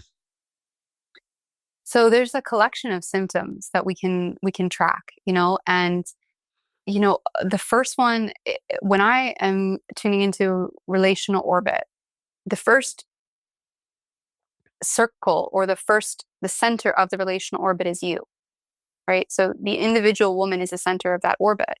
What is your relationship to yourself? So that's the first place we have to track. What's the relationship that you have with your body? What's the relationship you have with your breasts? What's the relationship you have with your sexuality? What's the relationship you have with your creativity? What's the relationship you have with your voice, with your expression? How do you treat yourself? That always this, and this is true about anywhere, all work that we do, we sit at the center of that. And attuning to and tracking what your relationship to your own woman is has to be the first place. What are the symptoms you're experiencing? So some of them can be literal physiological symptoms. It can be womb issues. It can be, physical symptoms, thyroid issues, all of those kinds of things. It can be more sexually oriented, where you don't feel connected to your sexuality, or there's a lot of shame around your sexuality. That's a big, any kind of sexual shame, which again, we live in a shame culture, so we're all navigating this. That is a revealing symptom of needing to do this work, because I fundamentally believe that the only way to co-creative power, which is the true feminine form of power, right? Women, we sat at the center of culture since the beginning of time. We were the ones creating language, creating family dynamics, creating culture, creating social systems. The men were hunter, gatherers, fighters, protectors. They were out, they were more individualistic. The women were with the children, were with the elders, around the fire, in circle, creating the culture through language, through connection. And so our true nature is co-creative. It's not hierarchical. It's not, I'm on top of you, I'm better than you, this very distorted colonial, perspective that we have. It's co-creative. Well, the only way, this I know with 100% certainty in my body, the only way that women can generally come together to be fully activated in their co-creative nature and merge their greatest genius is if their sexual power has been unlocked, integrated, and embodied. But if you're still sitting in rejection of that part of yourself, for whatever valid reason you may have, which we all have, you are not able to merge with a woman in the way, in the true way that would allow for a third party entity. Like when we think about masculine and feminine dynamics and the union of the masculine and feminine on a spiritual level, on a sexual level, and the creation of this third party child that comes through, right? Well, while a woman and a woman can't create a child, right? When we merge our co-creative essence, which is life force energy, it's Shakti energy, a third party being is created. That can only happen if two people are genuinely in the seat of their self-worth, of their confidence, of their true integrated power, not egoic, shadowy power, but their true integrated power and their sexual Shakti life force. What comes out of that is something extraordinary. When you see two women who are not fighting over the power, who are not comparing, she's like this and I'm less than her. If you're in that pattern, in that cycle, in that story, in that distraction, you're never going to actualize the true nature of co-creative power. So, there's all kinds of symptoms that reveal to us. It also shows up how, for those women out there who, and it doesn't matter if you're heterosexual or not, because if you are navigating a lot of jealousy, if you're navigating a lot of issues with the way that women are potentially disrupting or dysregulating your relationship to your partner is another symptom, right? There's mechanisms that are playing out there. And that's why I say sister shadow work is not just about improving our relationships with women. It touches absolutely everything. It's fundamental women's shadow work that touches every part of our life, from our finances, our abundance, our families, our motherhood, our sexuality, our partnerships. It touches everything, because this woundology is holding us back from the full flourishing of our entire ecosystem. Yeah. Would you say from your experience that so many women are afraid to see the depth of their shadow feminine? 100%. 100%. Yeah. Because it's not just Heidi, timid, tame, good girl. It's fangs and blood and sweat and dirt and ugliness and all kinds of things that we as women have been taught since the beginning to not be. So if we think about the way that girls and boys are conditioned to survive or thrive through being liked. You do everything you can to be liked, and that's your mechanism of fundamental survival. Even to the point of, like, if we go back generations, 16-year-old girls, right, being sold off to 60-year-old men and entering into marriages, right, and having to literally pretend and be fake in order to survive.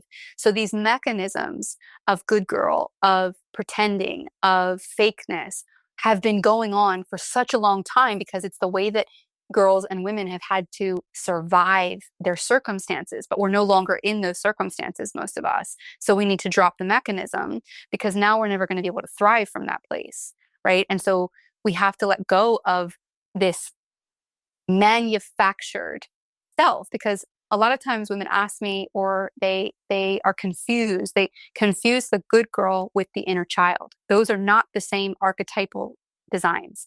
The good girl is a manufactured implant that comes from outside conditioning that infiltrates the psyche of your inner child. Is the genuine, primal, free-spirited version of you before you were conditioned into and hijacked and automated to be this artificial self. So those are not the same thing. So when I say kill the good girl, I'm not saying kill the inner child. I'm saying kill the manufactured implant that has nothing to do with who you fundamentally are.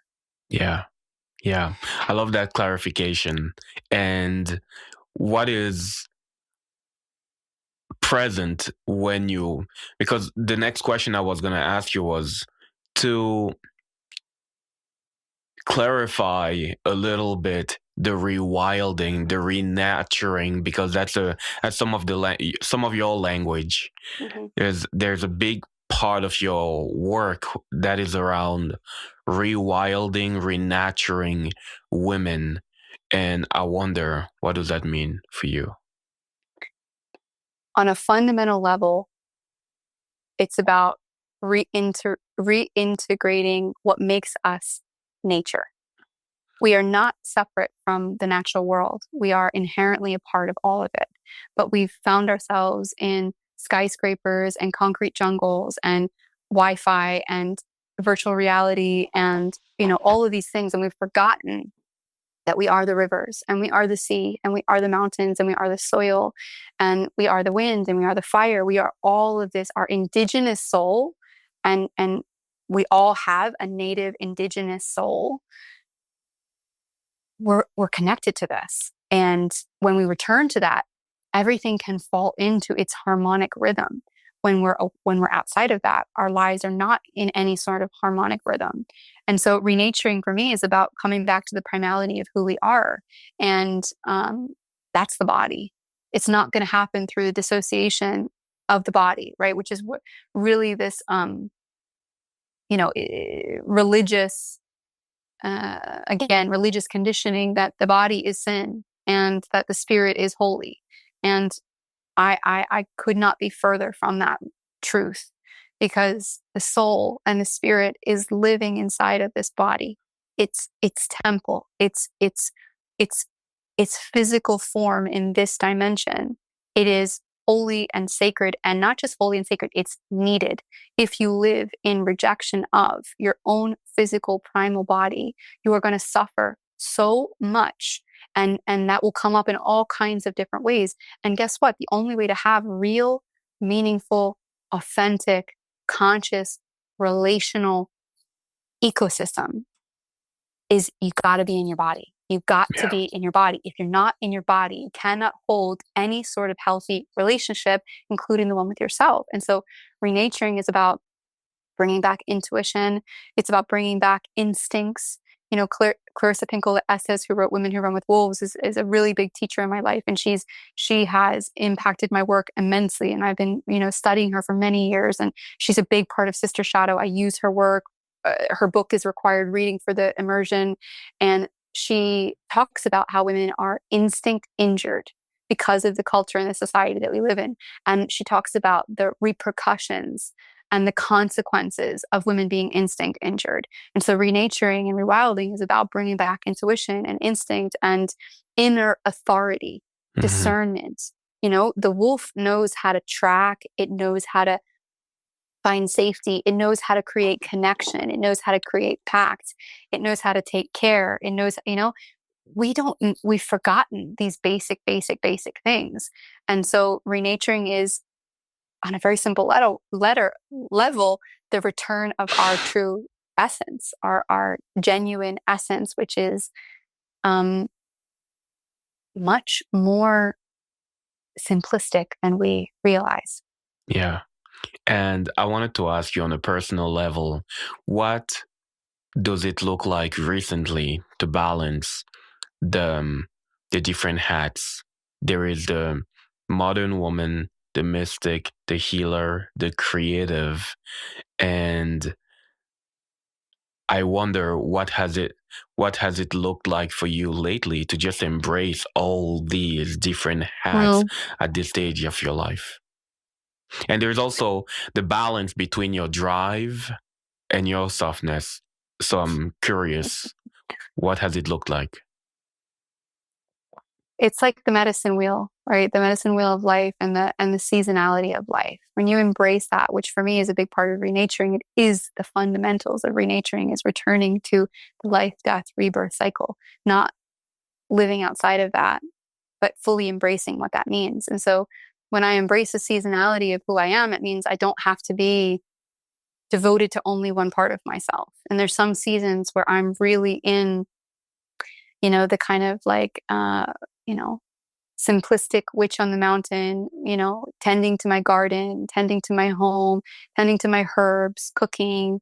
And then there's other times when I'm in, a much more ambitious place.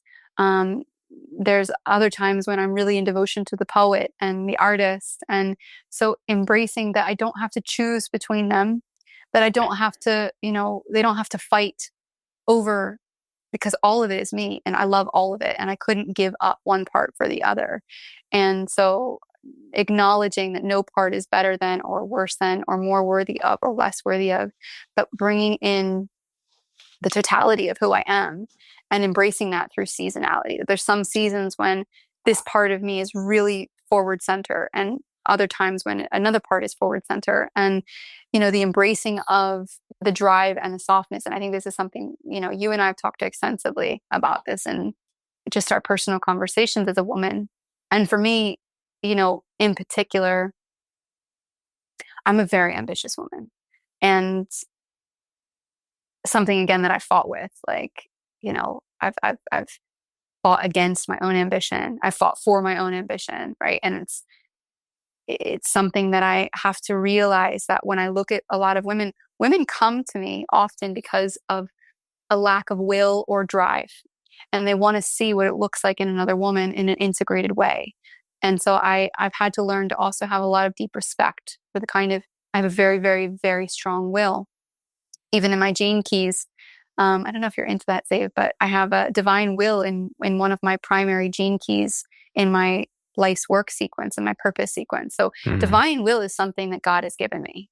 He's given me a very strong will. So I can either fight that, I can repress that, or I can go, how do I use this?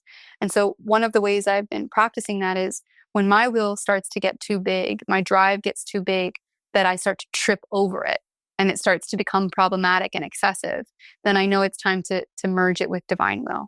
I just give it right to divine will and say, okay, I'm tripping over this, so I'm giving it to you, and you show me through the merging of will how we utilize this in a graceful way so that I can be in softness. Because I have had a tendency to think through a wound I've explored, I have to move the mountain all by myself. And I'll just be there like fully pushing the mountain, and no one's behind me, it's just me. And I'm like eventually going, this doesn't make any sense. I can't push this mountain. So I have a lot of will, but my will also has limitation.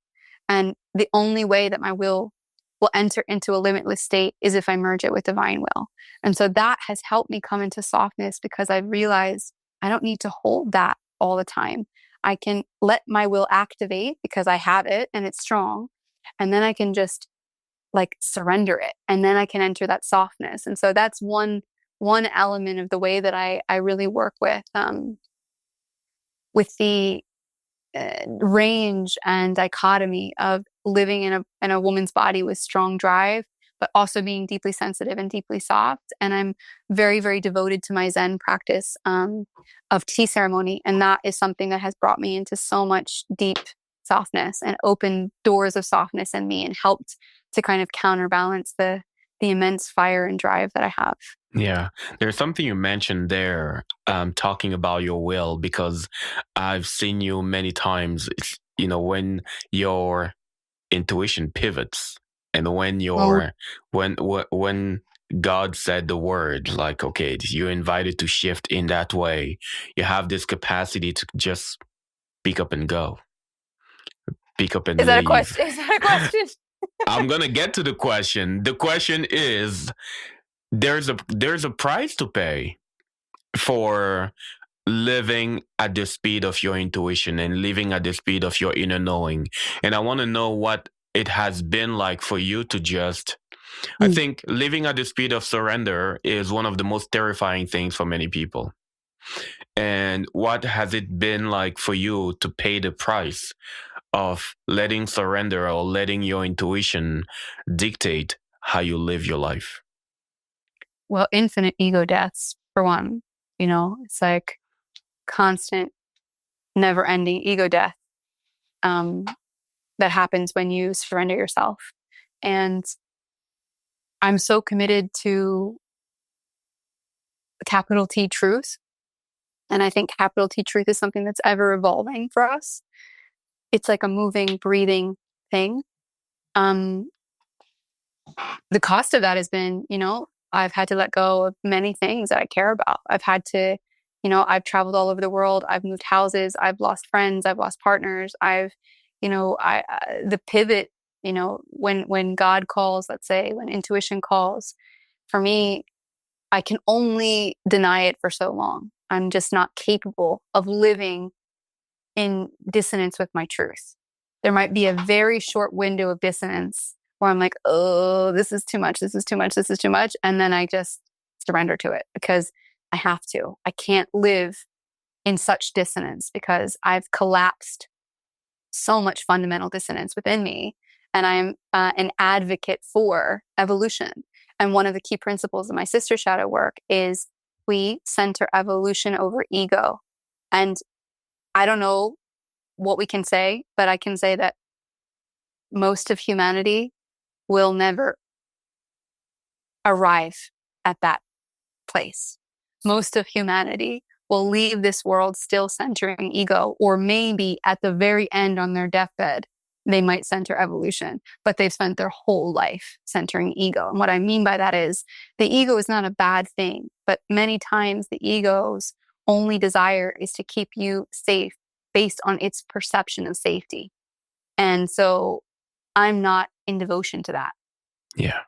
I might have a moment where I let it go and I say, okay, we're going to stay in this safe spot. And I might be in dissonance with the bigger truth, but I don't stay there long because fundamentally I am built for and devoted to evolution over ego. So that's what I said. The cost is endless ego deaths. And within those ego deaths, there's relational deaths, there's career deaths, there's dream deaths, there's all kinds of ways that death, but again, renaturing is about recentering death, life, and rebirth.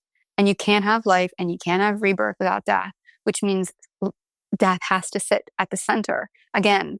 And that's something that, we could go into a whole conversation about that, but death in our culture has been looked at as an evil or a failure or all of these things. And so when you are no longer entangled with that version of death's story and you realize that death is actually the keeper of life and the giver of life, you can interact with it in a different way and you can then recenter evolution over ego. Yeah. And I would love, as we leaning towards the end of I feel like we could talk for like 4 more hours, but there are two things that I want to bring up. The first thing is, last year I've been writing this book called Scars of Gold, and the book is coming out later this year. But I committed on this show to ask every single guest, what is a wound that has shaped the work you are doing right now, and that wound has turned out to become a scar of gold? And by scar of gold, I mean, we all have this kind of golden shadow, meaning an aspect of our brightness that will only be reclaimed on the other side of like meeting deep pain that we didn't know how to deal with before. So I'm curious, what is that for you? What is your scar of gold? Family. I don't know any other way to name it except family. Family for me is the biggest wound in my life. It has been my biggest challenge in life. It has been my biggest pain in life.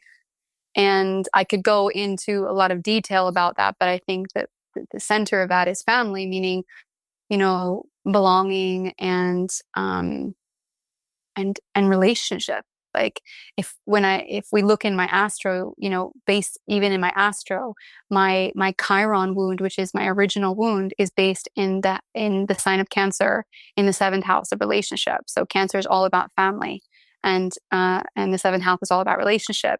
So my core wound is family and relationship. And so I could have, and as my teacher says, it's only by the grace of God that I've been able to lift myself out of that fucking hole of that dark wound and choose to make it golden and to live out the genius of it, because it has been a very, very hard journey and a very difficult journey. And I've devoted thousands and thousands and thousands of hours and dollars and energy and into the reclamation of the genius of that wound and the wisdom of that wound. And the byproduct of that is that not only have I, created this body of work that is in service to family alchemy and get to witness that, but on a personal level, like my relationships are the greatest success of my life.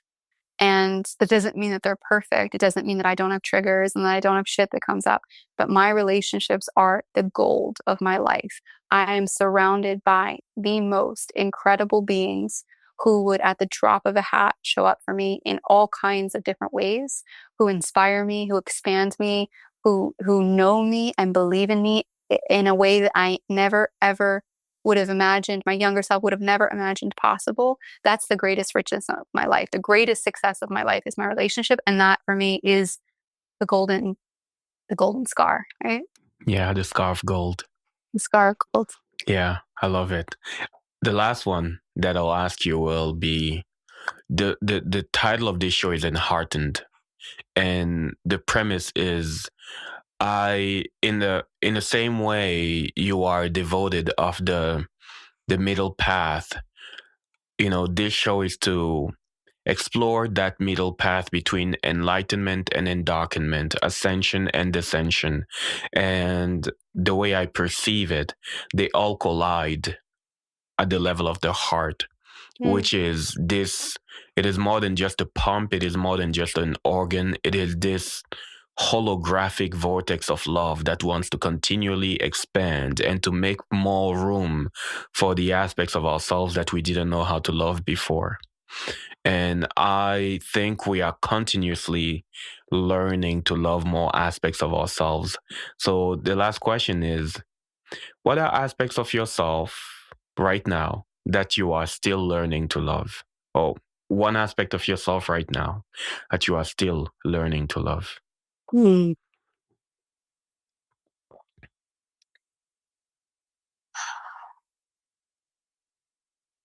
There is a part of me that is quite demanding. And there's a deep wound in that, because others have reflected in moments that that quality of me, if we use the term demanding, is something bad. And I've also been in spaces with people who've acknowledged that as something profoundly useful. And so really what's underneath this energetic of being demanding is someone who's devoted to mastery and devoted to excellence, but that can come out in shadowy ways. And so I'm constantly learning how to meet both that ambition within me that wants and craves and knows she's designed to create and live mastery and excellence, and the other part of me that can accept the simplicity and, let's say, like the unextraordinary and the ordinary. And I don't know how I would name that, but there's something within that polarity of the part of me that wants to accept the simplicity and the non-ordinariness, and the part of me that wants and craves and needs and fights for the excellence and the extraordinary, and like learning to love that both of those parts exist within me, and not sitting in judgment of either one. Yeah, I love that answer. Before I open the floor for any final words you might have, I want to say a thing or two about this is not the first time we collaborate. I've been witnessing your work. I've been connecting with you for a while. And to any woman out there that is interested in the very much sobering work of integration and shadow integration, and deep down you know that there's been a calling to embrace more of your own feminine nature in a real way, not in a self-inflated way, but in a real way, which I think is grander and bigger. So I would just say, explore the sister shadow that Alexis is offering. I have been graced by the opportunity to witness your work, to be in some of your containers, and it is some of the most heart-centering work that I've seen. And I just want to leave it at that. But that's my own experience of you and your energy. And so every possible link that we can have for Alexis' work, wherever you're listening or watching, just check the description, or the caption is going to be somewhere in there. Do you have any final words that you would love to say to anyone who's listened to this show and came to this point? Any final words? Where do you see No, I'm not going to give it direction. I'm just going to leave it blank. Do you have any final words? Yeah, I have two. The first one is, there's kind of two roots in my work right now. And one is this more, let's say, intensive creative shadow work, which I do pride myself and like to say that this is shadow work, but with a lot of play and with a lot of theater and with a lot of creativity and artistry and joy and buoyancy. Um, that's one route. And the other route is this renaturing part. This is a softer route. It's more, let's say, the deep, soft, poetic artist in me that sits with her tea and writes and listens to the fire and the earth. And so both routes are really belong to each other. Both of these kind of paths of my work belong to each other, but they're distinctly different. And so maybe Sister Shadow isn't the right moment. And maybe, renaturing journeys, and we're hosting retreats and doing incredible women's work, but they feed into each other, because when you sit in Sister Shadow and you show up to a live retreat immersion ceremony with 15 women, you are able to meet that space in a very different way when you've walked through the Sister Shadow journey and you've met the creative genius that's born through that shadow work, but they are very distinctly different. So both of those paths are kind of different elements of who I am as a woman and also as a facilitator. And Zave, my last question is, would you let your daughter do Sister Shadow? My daughters. Oh, definitely. Absolutely. I think One day. Oh yeah, absolutely. I'll not just her, but many of the women that I'm surrounded with, because I've mentioned that a lot of the women that not necessarily the ones that I work with, but the ones that I witness in my daily life, there is an aversion to transparency that I understand is coming from a lot of conditioning around being quiet, being polite, being all of that. And at the same time, the world around right now, it's like we no longer live in these times where they are still there, the masculine shadows and all these cultural expectations, they are still there, but they are looking for new templates. Like one thing from working with men, one thing that men crave more than ever from women at the moment is just name it as it is. Yeah. Just name it as it is. I crave to just hear it as Honesty. it is. It is too tiring. I don't know how to to be with you if you don't name it as it is. So it is exhausting for everybody included. And I understand the roots of conditioning and all of that, but I really feel like we are invited to create and embrace and be brave enough to express a new template.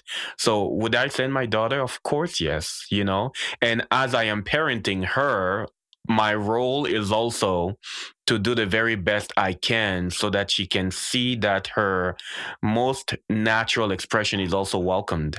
So that's my responsibility at the moment. She's only 4, so hopefully I'm able to usher that within her. But eventually, I think it is something that also gets to be uniquely reinforced in the presence of other women, because And it's interesting that I as you speak about her and her age, my dream would be that it's almost like Sister Shadow doesn't even need to exist at a certain point, because girls at that age are starting their journey of naturing instead of renaturing, meaning they're already in contact with their bodies, their intuition, their inner authority, their boundaries, their discernment, right? So we don't need to go through the journey of Sister Shadow, because we're already raising this next generation in a way that's connected to the life, death, rebirth cycle, to nature, to relational intelligence, to all emotional intelligence, right? It's almost like my renaturing work that I do with women, it's like those little girls actually start with that journey instead of having to go into the Sister Shadow. Sister Shadow is a response to many, many generations and colonialization and what's happened from severing us from our nature, right? Yeah. And it's creating all of these weird fractures internally and externally, and it's causing relational dysfunction. But at a certain point, if we're raising children in a way that keeps them in tune, my work dissolves, which is great. right? Yeah. And that's like the dream that I have, is that these young girls starting from school have guidance and eldership and allyship and support that raises them into naturally being able to hold co-creative and relational dynamics in a way that's integral and authentic. And Sister Shadow dies because that whole context is based off of, a culture and a society that has become so severed from nature. Or the work evolves as well, which is the possibility to have the work right now, who knows, to be a space where, younger girls can just come and explore their Yes. authentic relationship with nature and their real nature as well. I feel like there is this unique unique pivotal space where you can be the space where a new template gets to be expressed and at the same time transmitted all at once. Not just to older generations, to women that have already formed an identity and that are learning to dissolve that identity to make more room for their fullness. And at the same time, many young girls right now are being parented by women who are disconnected from their true essence. And 100%. yeah, so I see that as a beautiful continuity, and that is needed at the moment. So, with that said, this has been a very much, in my opinion, a very much enheartening conversation, which brings people back into their hearts. And I just want to thank you for your devotion. Like devotion to depth, but also devotion to life itself, devotion to love. And it's hard to hold in a world that was built on fragmentation and repression, which is some of what we're attempting to reverse through the conversations that we're having here. So Lexi, it's been an ultimate pleasure to have you here. And I have a feeling that maybe it's not the last time. So I'm just going to put that into the ethers. Thank you for bringing your heart, your fiery passion. I felt it. I hope I hope people who will listen to this conversation will feel it as well. They know where to find your work, and just thank you. Thanks, Steve.